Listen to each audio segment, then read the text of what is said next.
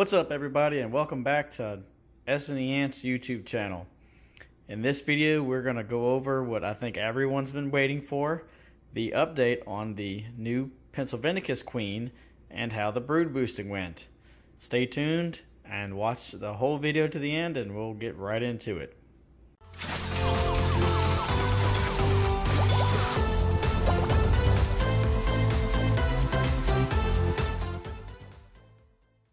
Alright everyone, welcome back. Hopefully you enjoyed the last video, and I'm glad to see you coming back around and watching some more videos. Today's video is all about the new Pennsylvanicus queen right here. So I know everyone's been waiting for this update. I know I went over this situation in the last video. I've gone over the Camponotus colony a little bit too. I have another video coming out. Like I said, I do upload every other week. It gives me time to make the videos, spend some time on them, and it gives you guys time to watch everything. And I think it's a good break for me to keep on a good track and you guys to have content without any ups and downs. So let's go over what's going on with this new Pennsylvanicus queen. So I got good news.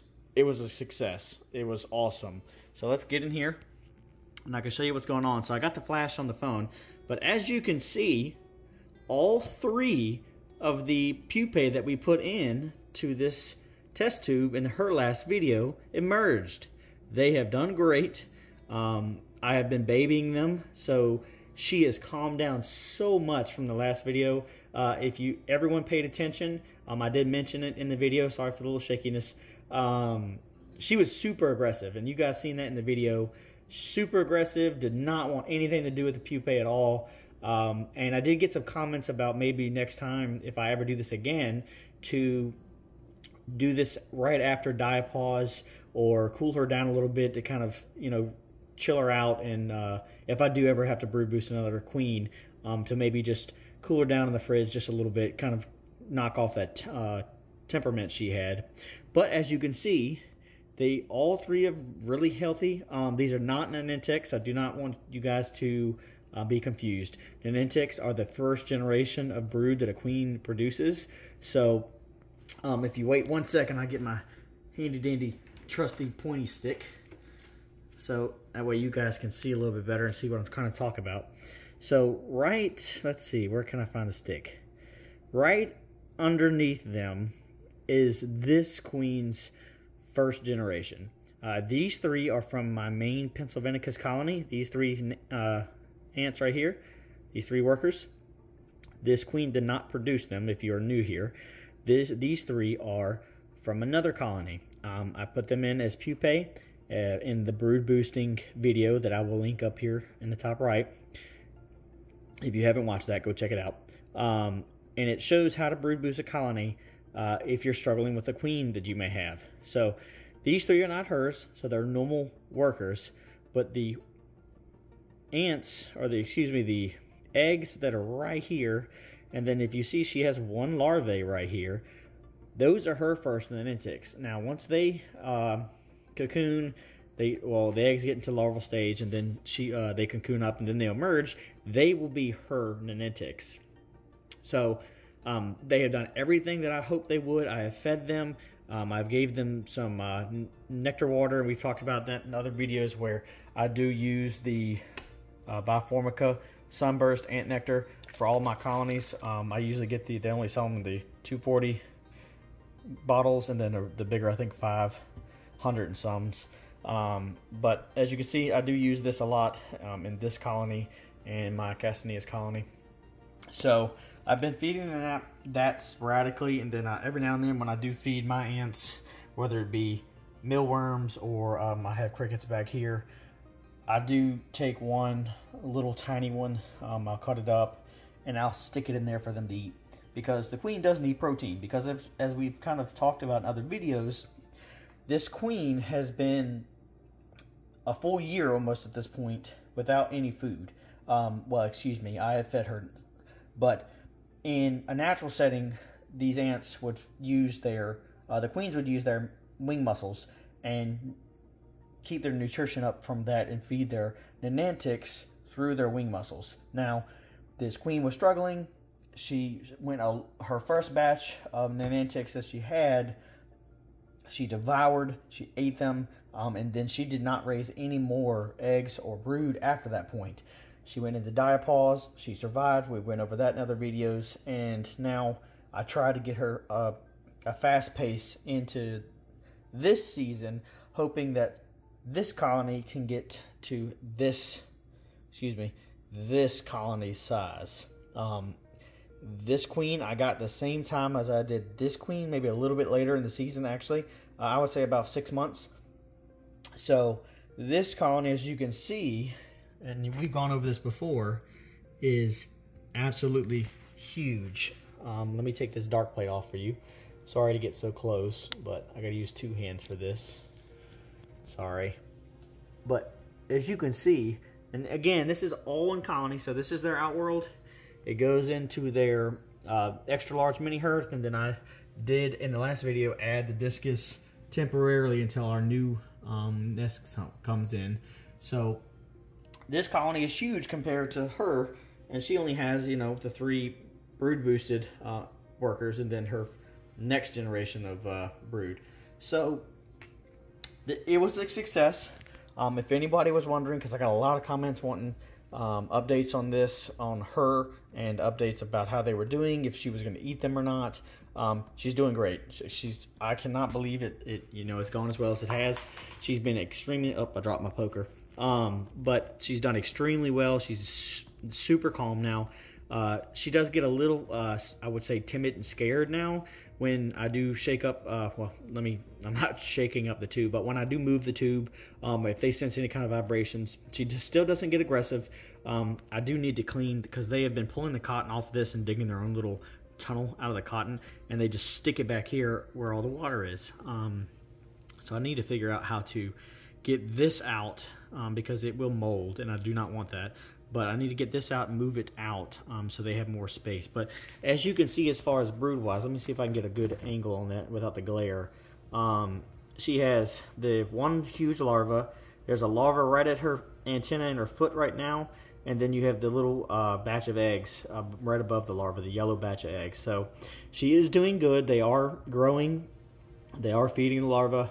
All I have to do as an ant keeper now is to make sure that they stay fed, because she does not have the reserves anymore in her wing muscles to provide food for both the ants that are already emerged plus the new brood. So if you brood boost and you're in a situation like this and your queen has been an entire year without any food and still can't get a colony going, you as an ant keeper need to help this queen stay fed and stay full of energy to raise the colony that you're wanting her to raise.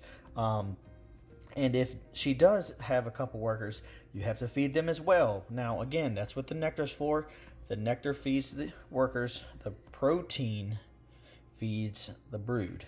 And they decide, the ants will decide where they want that. So just, like I said, what I was doing, you know, cut a little bit of a worm up, just a little tiny piece. You don't have a full colony like this. You have only 3 workers and a queen and the brood. So you only need 1 piece.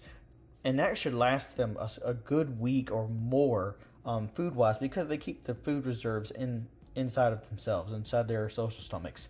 So if you're doing this, make sure you don't put them in the tube, brood boost them, and throw them in the closet for another month or 2.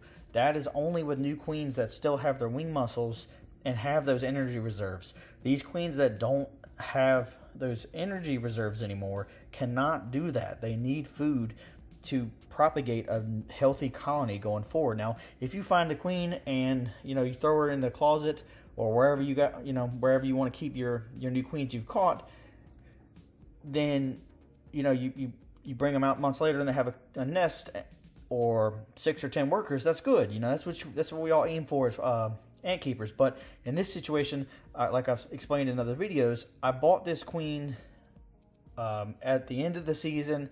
The seller sells a bunch of varieties of different queens in this area, and he was just kind of getting rid of his stock before Christmas fell. So I got her at a discount, and like I've said in other videos, I've grown, you know, an emotional attachment to these ants. These are my pride and joy. They're like my pets, and that's what we are as ant keepers. We're ant keepers. These are our pets. We are obligated to take care of these animals as best as we can. insects, animals, all of it. So I'm going to do everything I can to make sure this queen has a great colony and moves forward into this kind of setup. We will get this setup going for this colony when it's necessary, but right now it's not necessary. I do want to move her into this mini hearth. I had another brain fog. I want to move her into this mini hearth when I want her to have at least 3 or 4 more workers, and then we will move her into this mini hearth. Once the mini hearth and the new, like I explained in the other video, once the new nest comes in and I can move this entire colony out of this setup, we will move her into this mini hearth. So she's doing great. I want to make this a really quick video. I try not to make these videos so long because some people have really short attention spans like myself. But she's doing good. Like I said, the update on her, this is where we start, everyone. The colony's going to grow. We just need to keep feeding her, make sure we check on her once a week, make sure we check on them. I'm keeping them in the fridge that I did the diapause in. Again, if you go back a couple videos, I did diapause and I explained how I put all the colonies into a mini fridge. The mini fridge is unplugged, so not plugged in, and it's just a dark space for me to put her in. It's room temperature, it's not cold or anything. I can just put them in the fridge and they can have their peace and quiet and kind of do their thing. So if you don't have a place to put queens, get you a mini fridge. It's $100 from Walmart. You can use it in the winter for diapause. You plug it in, bang, and then you put all your, all your colonies in there. You can use them for diapause. It simulates cold weather in the winter if you're, in the area of where I am in the U.S., kind of like mid-eastern. We get kind of cold winters. We don't get a lot of snow, but we get a really, really cold winter. So you can simulate that. And then in the summertime, if you find queens, you get them in the test tube setups, and you need a dark place, quiet. Throw them in the mini fridge. Make sure it's unplugged. You don't want to freeze them to death. Unplug it and throw them in there. So, doing great. Hopefully, you're having a wonderful day. I thank you, everyone, for who subbed. All the new subscribers, all the old subscribers. I can't thank you guys enough. This channel's exploding. I'm talking about exploding. I've gone from just a few subs to, well, now we're over 100. Well, now over 100. So thank every single one of you. You are all a part of this journey, and you are all following me on these colonies getting bigger. If I can do any videos to help anyone or help anyone answer any questions, I will most certainly do so. I'll give you a little sneak peek and a little flash of the colonies I have now. So again, this is the main Pennsylvanicus, Camponotus Pennsylvanicus colony. You can see I'm still waiting on the new nest to come in, so they're doing wonderful. I have them in 2 different sections connected with the tubing, and then they're outworld. They're all out here munching on the worm that I cut up yesterday.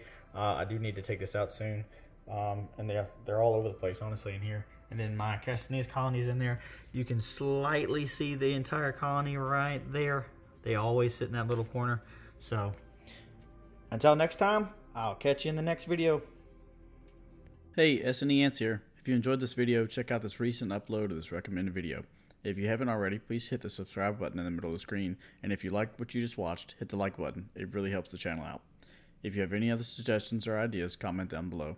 Take care, and I'll see you in the next video.